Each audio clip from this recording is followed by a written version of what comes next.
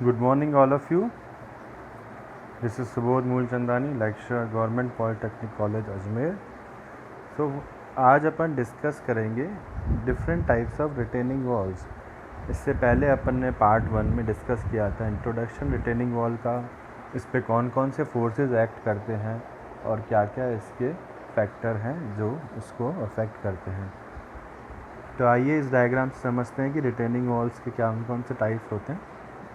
तो generally retaining walls देखिए 3 तरह की होती है: gravity retaining wall, semi gravity retaining wall, cantilevered retaining wall and counterfort retaining walls.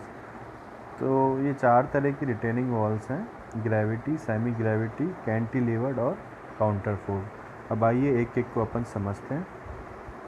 तो सबसे पहले ग्रेविटी वॉल्स।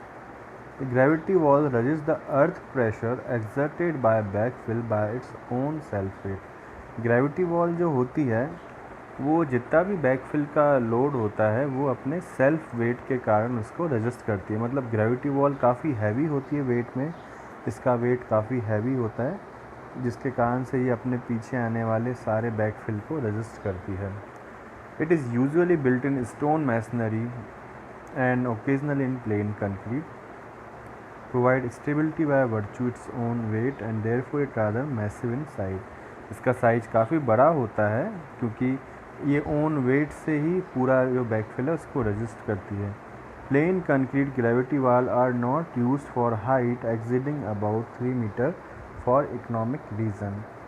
तो प्लेन कंक्रीट जो ग्रेविटी वॉल है वो 3 मीटर से ज़्यादा की हाइट के लिए यूज़ नहीं कर सकते इकोनॉमिकल रीज़न के कारण।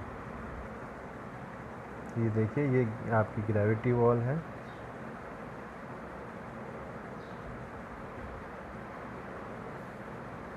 तो इसका semi gravity retaining wall discuss करते हैं।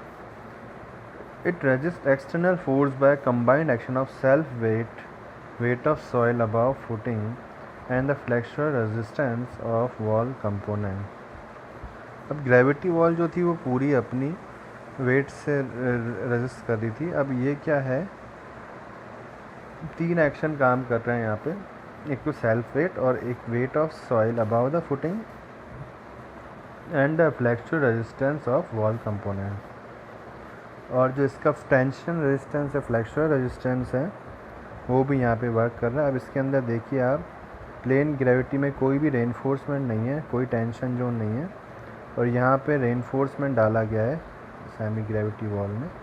तो ये भी इसको हेल्प करता है, फ्लेक्सुरल रेजिस्टेंस प्रोवाइड करता है, इससे ये इसको रेजिस्ट कर पाती है। उसके बाद कैंटिलीवर्ड रिटेनिंग वॉल्स की बात करते हैं।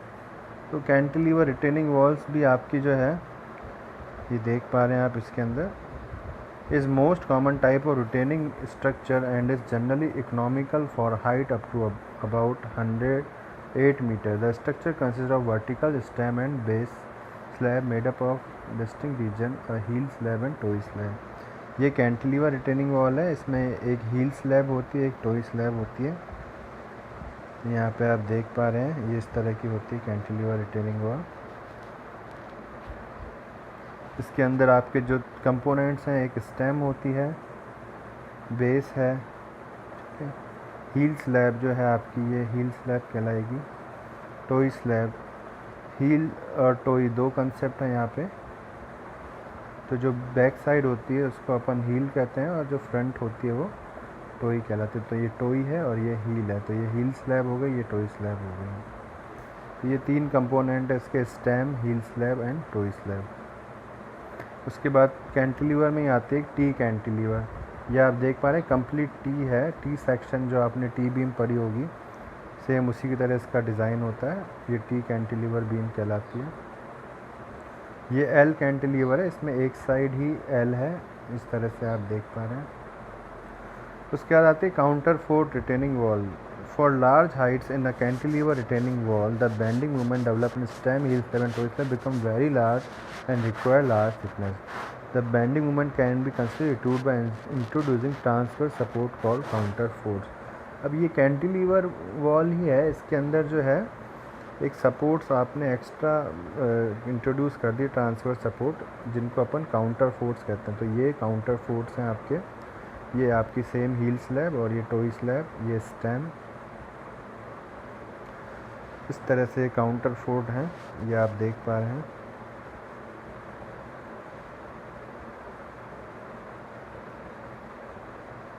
तो यही सब था अभी तक अपने जो कोर्स में। एक ये बटरेस वॉल भी होती है।